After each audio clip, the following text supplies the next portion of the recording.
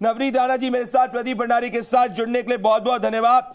नवनीत राणा जी, मुझे याद है कैसे महाराष्ट्र में जब आप हनुमान चालीसा का पाठ पढ़ रही थी तो उस वक्त की उद्धव ठाकरे सरकार ने आपको जेल भेज दिया था, और आज आप देख रही हैं नवनीत राणा जी की कांग्रेस की सरकार है कर्नाटका के अंदर, और कुछ युवक एक युवक को इसीलिए पीटते हैं क्योंकि वो हनुमान चालीसा अपनी दुकान में पढ़ रहा है। तो क्या ऐसा क्यों हो रहा है नवनीत राणा जी? हिंदुस्तान में नहीं जाके हनुमान चालीसा पढ़ेंगे तो बगदाद में पढ़ेंगे क्या? देखिए, मैं आपको एक चीज बताना चाहती हूँ कि हिंदुस्तान के बीच में नहीं, जहां जहां कांग्रेस की सरकारें हैं, अगर आप पीछे देखेंगे जब टेलर को बुरी तरीके से मारा गया था वहां पर कांग्रेस की सरकार थी। जब हम जैसे लोक प्रतिनिधि हनुमान चालीसा पढ़ेंगे, जिसका पठन करेंगे, ऐसा सिर्फ ऐलान किया था, तो हमें विधायक को और एक सांसद को 14 दिन जेल के पीछे डाला था, तब भी कांग्रेस की सरकार थी। आज कर्नाटका में जो एक शॉप में काम करने वाला, शॉप का जो मालक और एक यंगस्टर जो हनुमान चालीसा लगाकर अपनी दुकान के अंदर जो हनुमान चालीसा का पठन कर रहा था, उसे मारने का भी काम कांग्रेस के ही राज्य में किया गया है। जहां पर भाजपा राज्य है वहां पर एक भी जगह, एक भी राज्य में इस तरीके का कहीं पर भी कोई प्रकरण नहीं हुआ है।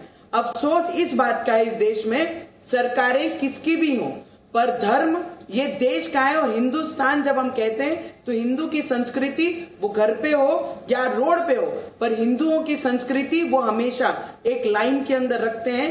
मैं आपसे एक प्रश्न करना चाहूंगी, जितने भी मेहमान हैं और जितने भी देशवासी हैं, मैं इतना जरूर पूछना चाहूंगी कि हम किसी के भी आस्था पे कभी भी कुछ बोलते नहीं है, पर अगर कोई अपने दुकान के अंदर बैठकर हनुमान चालीसा का पठन करता है और उसे अगर इस तरीके से मारा जाता है, पीटा जाता है, चाकू निकाला जाता है, तो उनके लिए खबरदार है कि आज वो देश नहीं है जो अत्याचार हिंदुओं पे देश बर्दाश्त करेगा। और जो पूरे देश का प्रधान, हमारे देश के प्रधानमंत्री हैं, वो ये भी बर्दाश्त नहीं करेंगे कि किसी भी व्यक्ति पे इस तरीके से अत्याचार होगा और कोई किसी पे हनुमान चालीसा पठन। नवनीत राणा जी, पर ये ऐसा इनको बल कैसे मिल रहा है? नवनीत राणा जी, मैं पूछ रहा हूं, नवनीत राणा जी, मेरा सवाल ये है कि ये मेरे पास संविधान की कॉपी है, इसमें आर्टिकल 25 मेरे पास एग्जैक्ट है, ये कहता है कि anybody has the right to freely practise profess the religion of their choice.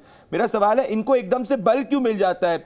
ये 5 युवक आए, उनने सोचा कि वो एक व्यक्ति जो हनुमान चालीसा अपनी दुकान के अंदर भजन कर रहा है, और आपको भी पता है हम सबके दिन की शुरुआत हनुमान चालीसा के पाठ से होती है, हम अपने घरों के अंदर हनुमान चालीसा सुनते हैं, इनको बल कैसे मिल रहा है? मैं आपको इतना ही बता सकती हूँ, जहां पे कांग्रेस की विचारधाराओं की सरकार है वहां पे हिंदुओं के साथ इसी तरीके से अत्याचार होता है। और हमारे महाराष्ट्र में भी कांग्रेस की सरकार है, जिसके अंदर दम हो मेरे महाराष्ट्र में आकर कोई भी हनुमान चालीसा पठन अगर कर रहा हो, उसके साथ में ऐसे अत्याचार करके दिखाएं। हम भी देखते हैं कि इसमें इतनी ताकत है महाराष्ट्र में, जहां पर ऐसी विचारधाराएं काम करती हैं जो ऐसे लोगों को ताकत देती है, कुछ भी हो जाएगा वो उनके साथ है। ये जो बल मिलता है ऐसी विचारधाराओं की सरकार जो राज्य में, उसी प्रदेश में, उसी राज्य में इस तरीके के हाल होते हैं। मैं आपको इतना जरूर बताना चाहूंगी कि जब हमारे साथ ऐसा हुआ था, उद्धव ठाकरे जी ने जब हम लोगों को 14 दिन विधायक को और सांसद को जेल में डाला था, हनुमान चालीसा की ताकत जिस तरीके से आपने बताई है कि गूगल में जाकर, ऑनलाइन मीडिया में जाकर 3 करोड़ से भी अधिक लोगों ने व्यू करके उसे देखा जाता है। हमारी आस्था है, हम देखेंगे, पढ़ेंगे, रोड पे जाएंगे। पर मुझे भी एक सवाल इनसे करना है, जब हम घर में बैठकर हनुमान चालीसा कर रहे हैं या दुकान में बैठकर कोई हनुमान चालीसा कर रहा है, तो रोड पे बैठकर अगर कोई अपनी धर्म का प्रार्थना कर रहा है तो उन्हें कौन रोकेगा? उन्हें रोकने का अधिकार किसको है? अगर हमने आवाज उठाई तो फिर वो खिलाफ हो जाते हैं। मुझे बताइए, आज जो रोड पे बैठकर ये प्रार्थना अपने भगवान की करते हैं, हम किसी की आस्था पे जाना नहीं चाहते हैं, पर अगर हमारी आस्था पे, हमारे विश्वास पे, हमारे भगवान पे अगर कोई आएगा तो उसे छोड़ा भी नहीं जाएगा। नवनीत राणा जी, मैं डायरेक्टली अगर आपसे कहूं, आप कह रहे हैं कि जो कांग्रेस की सरकार है कर्नाटका में, वो इन सब ताकतों को बल दे रही है, और जब कांग्रेस की सरकार आती है तो इस तरीके से तुष्टीकरण प्रैक्टिस होता है। आप एग्जैक्टली ये कहने की कोशिश कर रही हैं? 101% मैं यही कह रही हूं।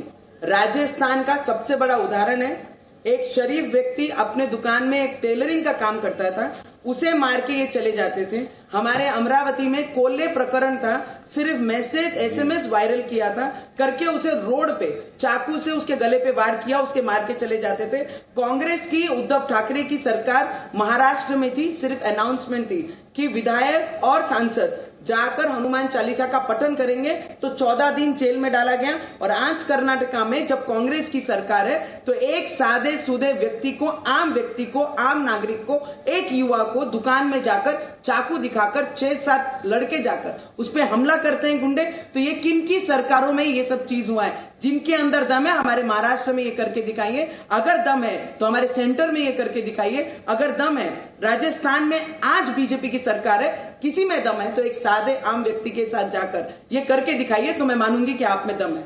नहीं तो वो हिंदू क्या करे रवनीत जी, मेरा आखिरी सवाल, वो हिंदू क्या करे जो कर्नाटका के अंदर है? आप इसको वो हिंदू क्या करे जो कर्नाटका के अंदर है, जो मान लीजिए उस इलाके के अंदर रह रहा है? और ये तो सिर्फ एक व्यक्ति की घटना सामने आई है। अगर मैं आपको बताना चाहूं कि कुछ समय पहले, अगर आपको याद होगा कि कैसे ऐसी घटना जो है वो मध्य प्रदेश के अंदर भी आई थी, जब एक 7 साल का बच्चा जो था मध्य प्रदेश के अंदर शहडोल में, जब उसने जय श्री राम बोला तो उसको टीचर ने पीट दिया। तो मेरा कहना यही है आपसे कि वो व्यक्ति क्या करे जो कर्नाटका में, सिर्फ बात कर्नाटका की नहीं है, तो क्या कुछ एक लार्जर इसमें सजेशन क्या होगा? मैं सिर्फ इतना ही कहना चाहती हूँ कि भले ही राज्यों में, कई राज्यों में कांग्रेस की सरकार है, और उस कांग्रेस की सरकार के राज्यों में एक आम नागरिक के साथ, एक हमारे विश्वास रखने वाले, हमारे भगवानों के ऊपर हम अपनी आस्था रखने वालों के साथ अगर ऐसा होता है तो उनका बाप भी केंद्र में बैठा है। तो मुझे लगता है विश्वास रखने वालों ने अपनी आस्था कहीं टूटने नहीं देना है। अगर वो रोड पे बैठकर प्रार्थना कर सकते हैं तो हम अपने घरों में, दुकानों पे बैठकर 6 बजे, 5 बजे, जब हमारी मर्जी हो तब हम हनुमान चालीसा बजाएंगे और तब सुनेंगे। मैं सभी को आह्वान करूंगी कि किसी के भी ऐसे कुछ प्रकरण हुआ है करके हमने अपने आस्था को छोड़ना है या हमारे विश्वास, हमारे भगवान के ऊपर से हटाना है। किसी की भी सरकार हो, डरना नहीं है, हमारा विश्वास हमेशा से आगे रखकर ही आगे बढ़ना है।